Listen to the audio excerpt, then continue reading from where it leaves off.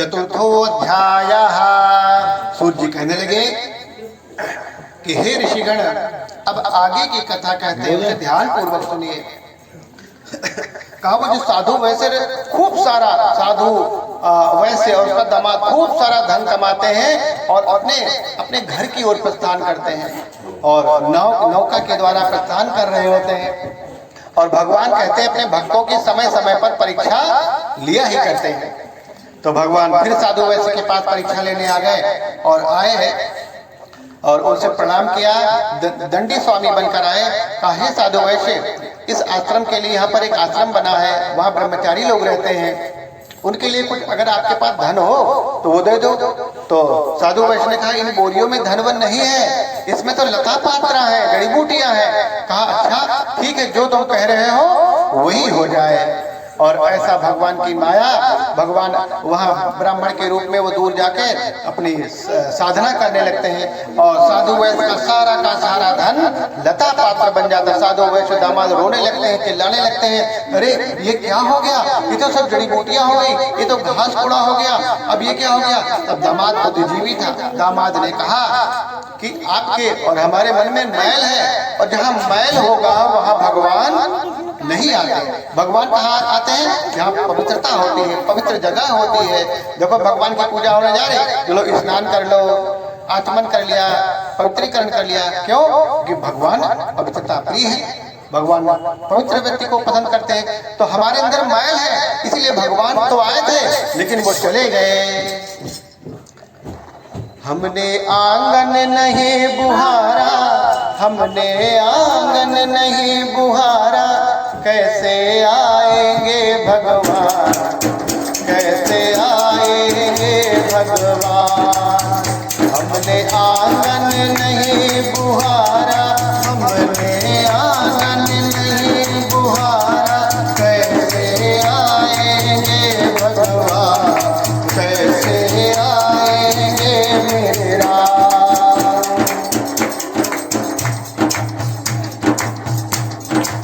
अंतर के पट खोल देख लो, ईश्वर पास मिलेगा।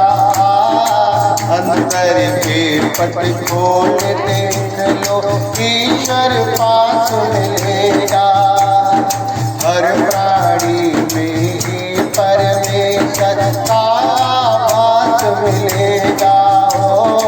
हर प्राणी में ही परमेश्वर का मिलेगा। सच्चे मन से नहीं पुकारा, सच्चे मन से नहीं पुकारा, सच्चे मन से नहीं पुकारा, कैसे आएंगे भगवान, कैसे आएंगे मेरे राम, कैसे आएंगे घनश्याम, कैसे आएंगे मेरे राम।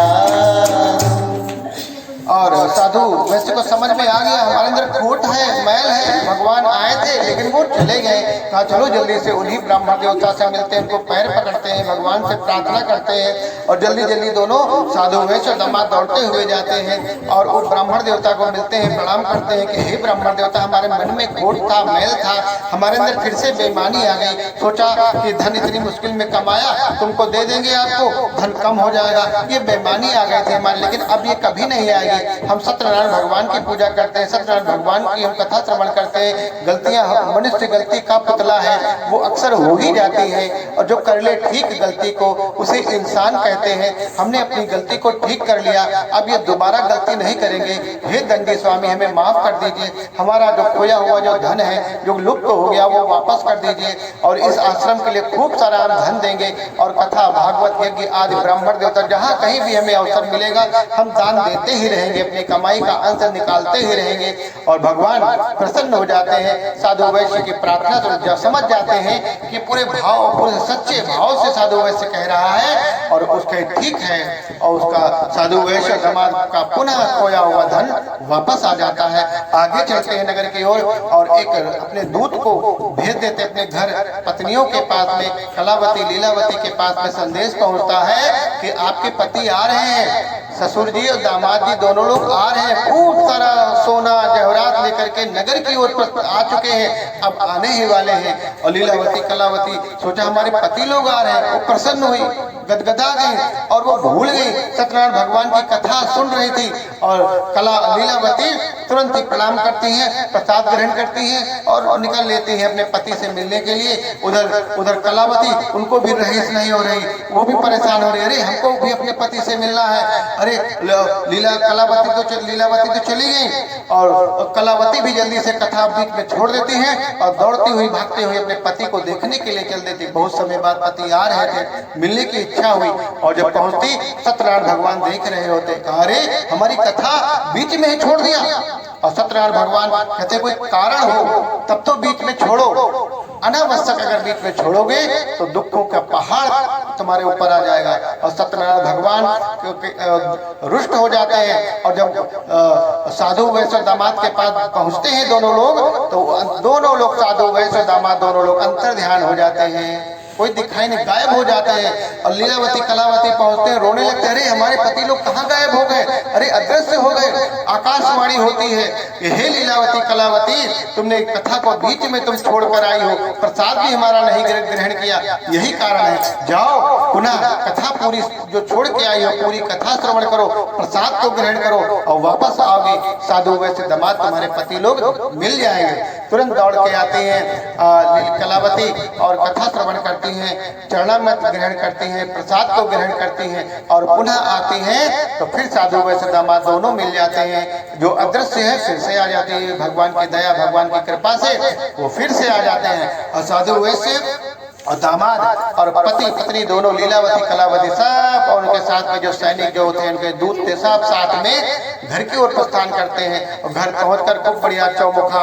आरती जलाकर दोनों लोगों की आरती करती हैं। साधु वैश्य दामाद तो घर में प्रवेश करते हैं। इस प्रकार से श्री सत्यनारायण भगवान की कथा जो कोई भी पूरी श्रद्धा और भक्ति के साथ श्रवण करेगा और बीच में ऐसे छोड़ के भाग जाएगा तो भगवान से रुष्ट हो जाया करते हैं। और सबके जीवन में सत्यनारायण भगवान की दया से कृपा से धन धान की वृद्धि तो होगी ही और जीवन में उसके जीवन में हर प्रकार की खुशियां आ जाएंगी।